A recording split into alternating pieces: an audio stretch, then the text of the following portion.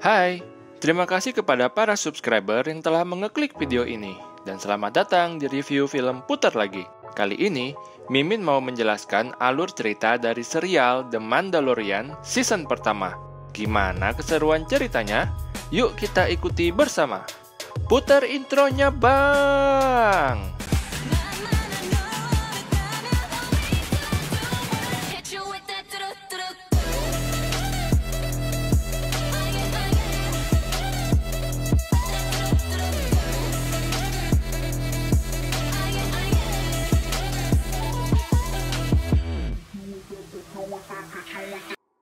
Chapter 1. The Mandalorian.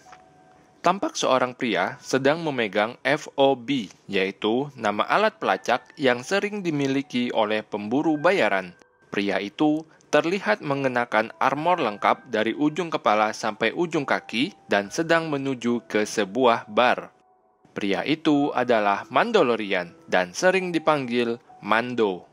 Karena terlihat eksentrik, akhirnya ada sekelompok preman yang mengganggu Mando, sehingga terjadilah keributan.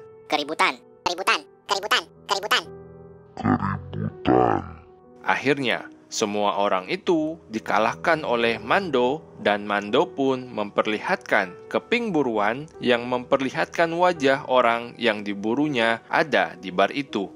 Orang itu dibawa oleh Mando dan dibekukan di dalam pesawatnya. Mando membawanya ke sebuah planet tempat markas pemburu bayaran yang bernama Nevarro. Di markas itu, Mando bertemu pimpinan pemburu bayaran yang bernama Greef Karga. Setelah mengambil hadiah dari hasil buruannya, kemudian Mando ditawarkan satu tugas rahasia yang memiliki hadiah yang besar. Tugas itu tidak memiliki keping buruan, dan Mando hanya diberikan kartu kecil yang bernama Chain Code untuk masuk ke dalam markas kliennya. Mando pun menuju markas kliennya dan masuk menggunakan kartu Chain Code. Ternyata, di dalam markas kliennya terdapat banyak sekali Stormtrooper. Sebagai uang muka, Mando diberikan satu keping beskar, yaitu logam keras yang bisa dibuat armor paling kuat. Setelah Mando diberikan FOB untuk melacak buruannya, Mando pun pergi menemui Mandalorian yang lain yang tersembunyi di bawah tanah. Akhirnya, kepingan beskar itu dilelehkan dan dijadikan armor bahu yang baru. Mandalorian pun pergi untuk melacak buruannya. Baru aja nyampe, Mando langsung aja diserang oleh makhluk yang bernama Blurb. Untungnya, Mando diselamatkan oleh makhluk yang bernama Kuil dan diajak ke tempatnya. Kuil bersedia membantu Mando dengan menunjukkan tempat perkemahan buruan yang dicari Mando. Saat mengawasi keadaan, ternyata ada satu droid yang bernama IG-11 yang mendapatkan tugas yang sama dengan Mando. Mando bersama droid IG-11 bekerja sama, namun berkali-kali di saat terjepit, droid IG-11 sempat putus asa dan ingin meledakkan diri, namun hal itu dicegah oleh Mando. Singkat cerita, Mando berhasil merebut machine gun dan mengalahkan semua penjahat sehingga berhasil masuk ke dalam gudang untuk mendapatkan buruannya. Ternyata buruan Mando berada di dalam sebuah tempat yang bulat, mirip dengan tempat bayi, dan saat dibuka, tempat itu berisi Baby Yoda yang sudah berumur 50 tahun. Droid ingin membawa Baby Yoda dalam keadaan mati, namun di saat droid ingin membunuh Baby Yoda, Mando menembaknya di kepala. Mando membawa Baby Yoda dalam keadaan hidup, dan disinilah awal mula chemistry dan petualangan Mando dan Baby Yoda dimulai. Chapter 2. The Child. Mando berjalan menuju kapalnya, dan di sebuah lembah mereka diserang oleh kelompok penjahat. Mando menyelamatkan Baby Yoda yang hampir diserang oleh seorang penjahat. Di saat itu, Mando sadar kalau mereka diincar karena penjahat itu menemukan mereka melalui FOB. Saat Mando berhasil sampai di kapalnya, ternyata kapalnya dipreteli oleh kaum Jawas. Mando pun menembaki 1-2 orang dan Jawas langsung kabur melalui kendaraan mereka. Mando berusaha menghentikan mereka dan bersusah payah untuk memanjat sampai ke atas. Di saat Mando berhasil memanjat sampai atas, Mando pun ditembak oleh mereka dan jatuh lagi ke bawah sampai pingsan. Di saat Mando sadar dan kembali ke kapalnya, Mando marah besar karena kapalnya rusak berat dan mesin jetnya tidak bisa menyala. Akhirnya, Mando pun pergi menuju tempat Kuil untuk meminta pertolongan, dan Kuil bersedia membantu Mando untuk bernegosiasi dengan kaum Jawas untuk mengembalikan spare part kapal Mando yang dicuri. Mando, Baby Yoda, dan Kuil pergi menemui kaum Jawas untuk bernegosiasi. Kaum Jawas ingin barter dengan armor Beskar milik Mando, namun Mando tidak setuju dan marah sambil nyemburin api.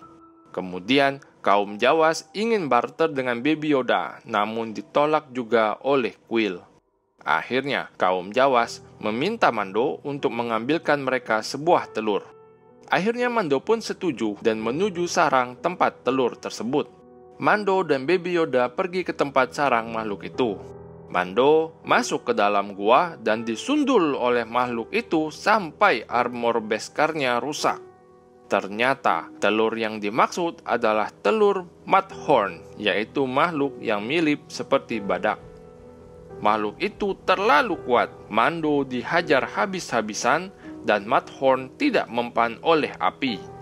Mando diseret ke sana ke sini dan diseruduk hingga hampir sekarat. Di saat Mando sudah hopeless dan senjata yang tersisa hanyalah sebuah belati kecil, akhirnya di saat serangan terakhir si badak Mudhorn menyentuh Mando, Baby Yoda mengeluarkan kekuatannya. Baby Yoda mengangkat Mudhorn dari tanah, dan di saat itulah Mando membunuh Mudhorn. Sejak itu, Mando pertama kali melihat kekuatan Baby Yoda dan merasa berhutang nyawa kepadanya. Mando mengambil telur itu dan memberikannya kepada kaum Jawas. Kaum Jawas pesta telur dan Mando mendapatkan spare part kapalnya kembali. Di dalam perjalanan pulang, Mando masih tidak percaya apa yang dialaminya dan menceritakannya kepada Kuil. Baby Yoda yang kelelahan pun masih tertidur dengan pulas. Kuil membantu Mando untuk memperbaiki kapalnya.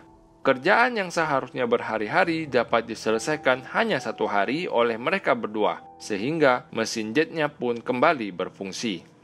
Mando ingin merekrut Kuil untuk menjadi krunya, namun Kuil menolak dan ingin hidup bebas. Mando dan Kuil akhirnya berpisah dan Mando pun menuju planet Nevarro, markas dari pemburu bayaran untuk mengambil hadiahnya. Chapter 3, The Sin. Mando yang telah berhasil memperbaiki kapal terbangnya yang bernama Razor Crest kembali ke planet Nevarro.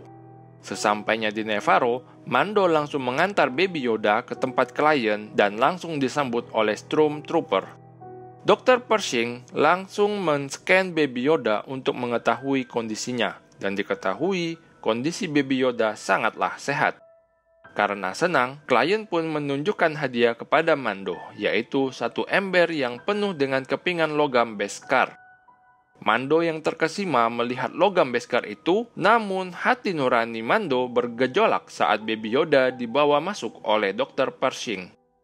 Mando menanyakan kepada klien apa yang akan terjadi kepada Baby Yoda selanjutnya. Namun, klien malah komplain bahwa sesuai peraturan kode etik, tidak seharusnya Mando menanyakan hal tersebut.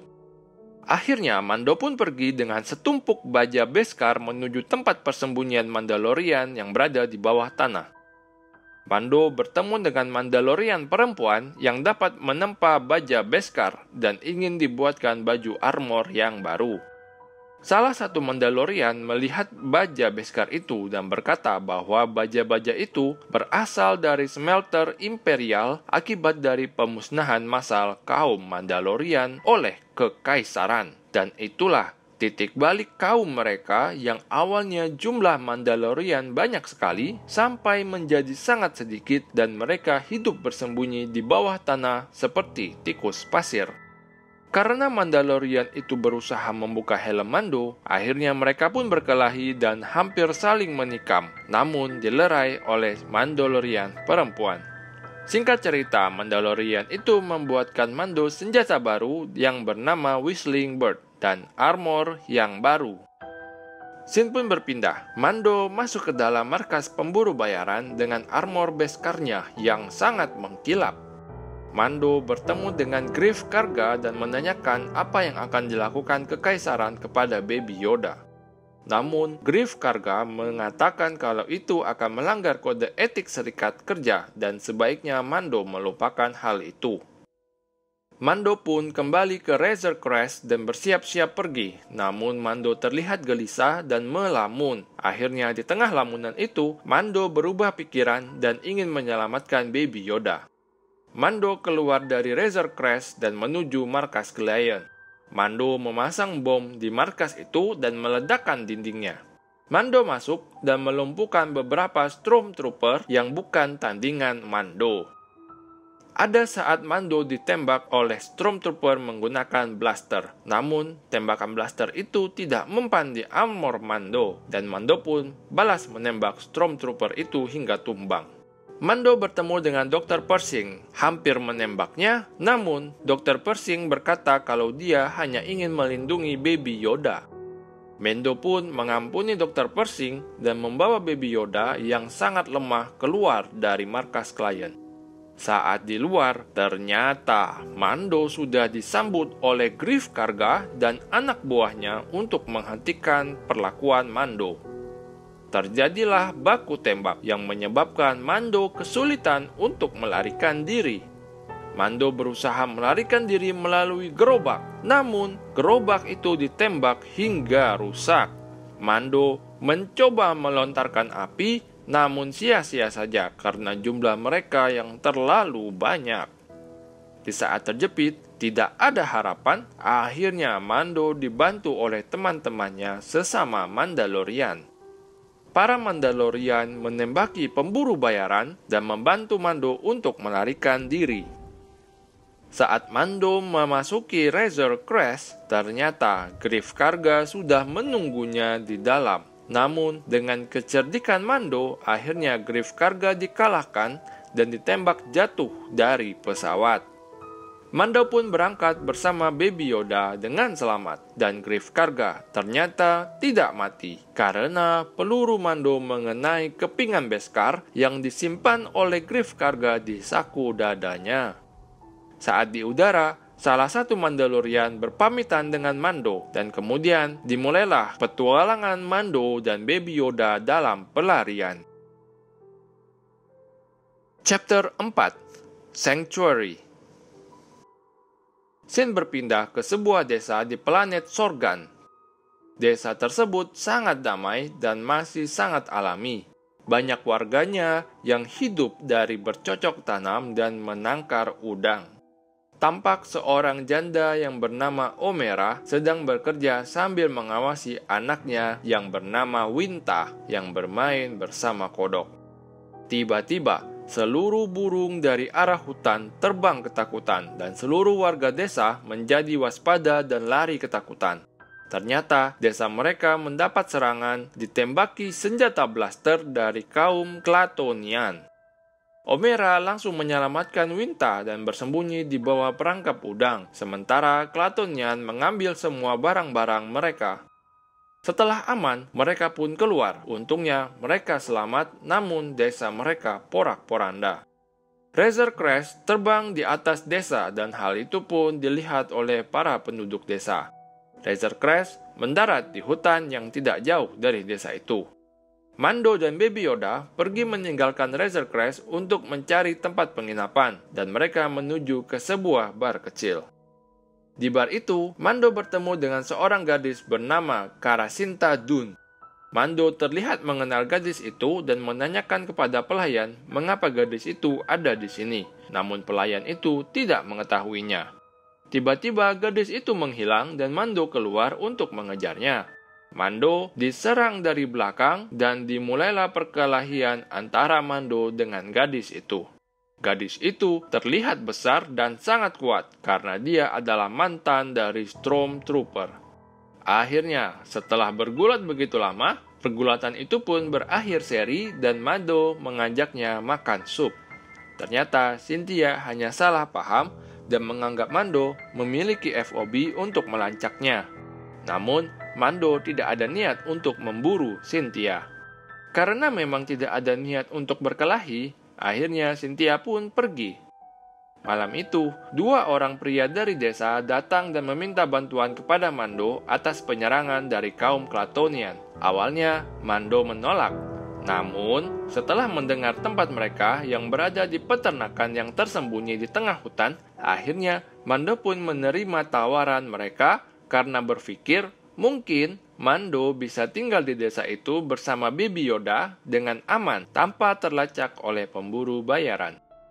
Mando memberikan kredit kepada Cynthia dan mengajak Cynthia bersamanya menuju desa itu untuk membantunya. Sesampainya di desa, Mando pun tinggal di penginapan Omera dan Winta. Omera terlihat menyukai Mando dan berusaha mendekatinya.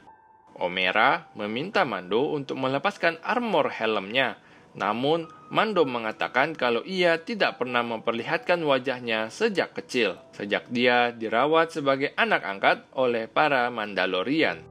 Para Mandalorian memiliki sebuah peraturan untuk dilarang memperlihatkan wajahnya kepada manusia selama mereka hidup. Di waktu senggang, Mando dan Cynthia menyelidiki wilayah di sekitar desa dan menemukan jejak-jejak besar yang sangat mencurigakan. Cynthia mengetahui bahwa itu adalah jejak robot dari zaman kekaisaran. Akhirnya, Cynthia dan Mando memutuskan untuk melatih para penduduk desa untuk berperang melawan kaum Klatonian. Dan karena kaum Klatonian memiliki robot besar, Cynthia meminta para penduduk untuk membuat jebakan besar dan barikade di sekeliling desa. Hari-hari berlalu, Mando dan Cynthia melatih para penduduk desa. Ternyata, Omera sangat jago menembak target menggunakan blaster dan bisa diandalkan nantinya. Saat semua siap, Mando dan Cynthia malam itu menyelinap masuk ke dalam markas penjahat dan membunuh sebagian dari Klatonian. Mando memasang bom di markas musuh dan meledakkannya. Akhirnya, aksi mereka diketahui oleh robot kekaisaran yang muncul pada saat itu. Mando dan Cynthia mengumpan robot itu ke arah jebakan yang ada di desa. Namun, robot itu tidak mudah tertipu dan berhenti sebelum masuk ke dalam lubang jebakan. Robot itu menembaki para penduduk desa bertubi-tubi dan ditambah oleh bangsa Klatonian yang mulai menyerbu mereka. Cynthia mengorbankan dirinya untuk maju ke depan dan membuat robot itu masuk ke dalam lubang jebakan. Sambil bersembunyi, Cynthia menembaki robot itu sedikit demi sedikit. Robot itu mulai mendekati lubang jebakan. Sampai akhirnya robot itu pun jatuh ke dalam lubang dan Mando maju untuk memasukkan bom ke dalam robot itu. Setelah robot itu meledak, akhirnya para penduduk desa berhasil memukul mundur pasukan penjahat. Keesokan harinya, Cynthia bertanya apa yang terjadi apabila Mando melepaskan helmnya. Dan Mando menjawab bahwa apabila dia membuka helmnya atau musuh yang membuka helmnya, maka dia tidak boleh lagi memakainya kembali. Mando tidak bisa hidup bersama dengan Omera. Ia berencana mengucapkan salam perpisahan dan meninggalkan Baby Yoda untuk hidup tumbuh berkembang di desa itu karena dirasa desa itu cukup aman. Di saat Mando mengucapkan perpisahan kepada Omera, ternyata ada pemburu bayaran yang mensniper Baby Yoda dari jauh. Namun untungnya pemburu bayaran itu ditembak oleh Cynthia dari belakang. Baby Yoda masih terlacak oleh pemburu bayaran melalui FOB Dan akhirnya Mando memutuskan untuk membawa Baby Yoda kembali bersamanya untuk melanjutkan perjalanan. Ya, itulah jalan cerita bagian pertama dari season 1 The Mandalorian. Semoga para subscriber tertarik dengan jalan ceritanya. Nantikan bagian kedua dari season 1 The Mandalorian. Jangan lupa aktifkan loncengnya agar subscriber menjadi orang pertama yang paling update. Sampai jumpa di lain kesempatan ya. And goodbye.